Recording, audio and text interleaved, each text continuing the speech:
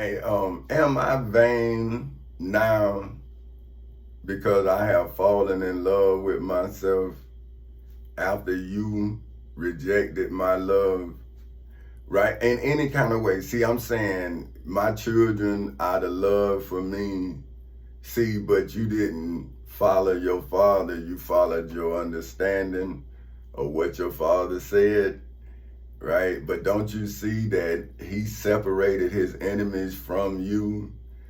But because he reading it in the Bible now, so he understand it spiritually. Like I was telling a friend of mine who's a reverend, right? And he the one that had me read the Bible, right? And because he made a point to me. He said, you should know what your people thinking, right? And so that's when I'm reading the Bible now, I'm seeing my plan, right, biblically, right? So I'm saying I had a legal strategy, right, that was set up by Dr. Martin Luther King, right? So I'm looking at it as if I was Joshua, right? See, okay, so Joshua telling y'all that he went around the wall of Jericho and he had the horn and blowed it down. Now, I'm saying, according to Moses, right, he broke the law because he coveted it, his neighbor's property. He was a slave in Egypt. 40 years Moses was in the wilderness right next door to them people telling this man not to covet their property. So now, where was the Israelites for 40 years before Moses died? Where were they if they wasn't living off of their own land and prospering while Moses was living? Now, when Moses died, now here Joshua go and mess with somebody else's property, man, that's a thief. You have stolen, man, and the law say thou shalt not steal. But now, if you are followers of Joshua, then you think God promised you them people land because you believe that Joshua received a gift from Moses. But now history, biblical evidence shows he violated the law. He lied on Moses. He went, and now that violation of the law has caused a war to rage on that cost Jesus of Nazareth of Galilee his life, Gandhi his life, Buddha his life. See, they fed Buddha poison food. They knew the food would. See, I read over 100 books. Like I say, okay, if I'm on one side of history, like I'm on the slave side.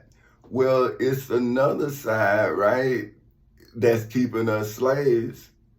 So it's one side fighting to keep us slaves, and it's the other side that's fighting to be free. Now, if I am the lawyer and I was forced, because the devil who was keeping me a slave, right, forced me into having to go into battle with him, but in court, see, legal move for legal move, legal strategy for legal strategy. Now, I'm showing you that Joshua, see, now I'm blowing the horn and they wall coming down legally. See, now I'm saying, come on now, y'all who in this Exodus, but let's not separate the sheep from the goats like the Bible say. Now you in court, so you can't come to me dirty. You got to come to me clean. That's what the law say. See, now I need to know everybody who was friend and everybody who was foe. This the law. See, but that is the problem with the seeds of Adam, for whom became the seeds of Abraham, for whom became the seeds of Ishmael and Isaac. See, both sides. Now, hold on, let's think about it. Now, Jacob starved his brother like y'all starving me. So wouldn't you be Israel's, Jacob, false inheritors of the promise? Because you from Isaac. See, according to Jewish law, He ain't promised nothing. See, but there it is, right? But why not history? Okay, now, why don't y'all come into court and say that you is Joshua and watch your walls come tumbling down? Because I'm going to put the 10 Commandments on you. See what I'm saying? Because I'm testifying about me and my greatness, right? And you talking about somebody else's greatness. So where's the evidence to support what you believe? And how you saying that I shouldn't believe that I am who I am when I went to court in the federal courthouse as well as in the district court, right? I was in the civil courthouse. That means I was sitting down, taking over what Dr. Martin Luther King said peacefully, right? I'm in civil court. So now they came and acted like I was Dr. Martin Luther King for whom had no rights. And I'm saying, okay, so now since you treated me like Dr. Martin Luther King, I protested around the courthouse. See, I'm making history, right? But now at the time, I'm 39, man, I got to make the history, right? I got to defend my family. Now my family, they got the right to be scared or whatever, man. I don't know, right? Because they might still be slaves in their mind. But I'm not a slave. And that's what I'm telling these people. I'm saying, listen, man, I ain't never been like my family. I don't understand what y'all talking about. Now, you think I believe in Jesus. I don't. You see what I'm saying? And I know that I have the constitutional right not to.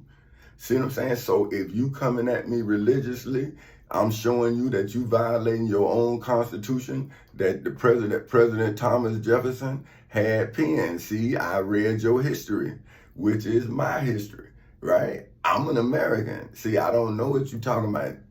See, I don't know what you talking about because you now took my rights.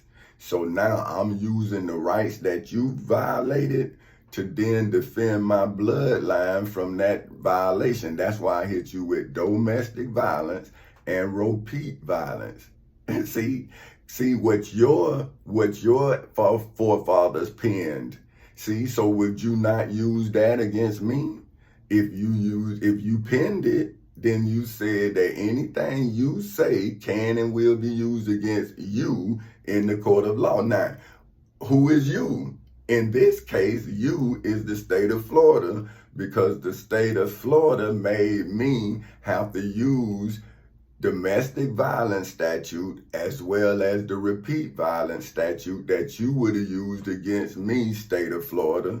But what you said was you arrested me with resisting an officer without violence and disturbing the peace. So what peace did one man disturb in the state of Florida? How much noise can one man make where the state of Florida say he disturbed the peace?